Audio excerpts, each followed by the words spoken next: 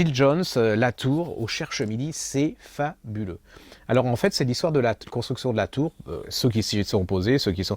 Mais en fait, c'est l'histoire de toute l'époque, du 19e, on est en 1887, puisque et le début, elle va se faire en 1889, se terminer en 18... puisque c'est là qu'il va y avoir l'exposition universelle. Et là, vous allez avoir, par exemple, la création, qui a créé l'Herald Tribune à Paris. Vous allez voir ce type qui s'appelait Bennett, qui était complètement peinté tout le temps, mais qui était génial, qui va faire des choses dans les grandes réceptions, je vous dis pas, mais c'est pas mal, même à notre époque, il a un côté Gérard Depardieu. Et là, lui, il va créer cette fortune immense. Il va y avoir Whistler, le peintre impressionniste. Il va y avoir l'opposition des modernes. Vous allez voir que des gens comme Maupassant, ils n'étaient pas forcément modernes au sens, bon, ils détestaient la Tour Eiffel. Vous allez voir des gens, il va y avoir des trucs de protestation de l'aristocratie parce qu'ils avaient peur que la Tour Eiffel s'écroule sur leurs immeubles autour. C'est l'histoire de... toute l'histoire de ceux qui vont venir, des pays qui vont venir, c'est-à-dire les États-Unis, la Grande-Bretagne, vous voyez, puis il y avoir plein de pays qui ne vont pas vouloir venir, entre autres les royautés, parce que comme c'était pour la République, voilà, on disait c'est 1789, donc il n'était pas question qu'ils viennent. Et en fin de compte, ceux qui vont participer à cette exposition, en fait, c'est les grandes puissances qui vont diriger le monde. C'est absolument passionnant, c'est lisible par tout le monde.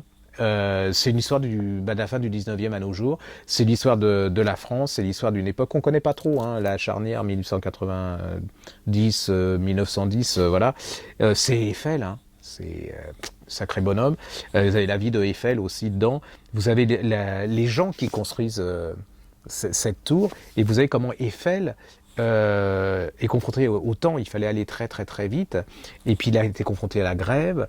Comment, pour pas que les gars boivent, parce que le grand problème des ouvriers, c'était de boire, et ben une fois que le premier étage, la première plateforme a été faite, et ben il leur installait des grandes cantines où il leur fournissait à manger et tout, ce qui était exceptionnel pour l'époque, mais il n'y avait pas de faim. Donc comme ça, non seulement ils perdaient pas de temps à redescendre là, vous allez voir que le gros problème de cette tour, c'était pas de la construire, c'était le problème des ascenseurs. On se demandait mais comment, parce qu'il n'y avait pas d'ascenseur qui existait pour ça. Mais ce n'est pas que ça, hein. Vous dites pas c'est la Xème histoire de la Tour Eiffel, non, c'est une histoire du siècle, c'est vivant, vous êtes complètement dedans, vous castagnez avec, il y a les gentils, les méchants, ceux qui lui en veulent, il va aller à Panama aussi, enfin vous allez apprendre que, moi je savais pas du tout que Eiffel c'est lui qui a construit les écluses pour monter par palier le canal de Panama.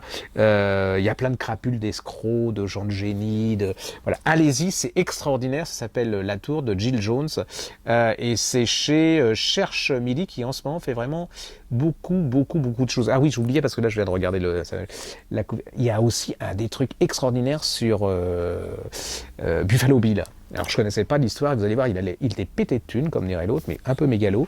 Il va vous parler de ces Indiens et tout. C'est la confrontation de beaucoup de choses. Puis la naissance des États-Unis en tant que puissance énorme du XXe siècle. Hein.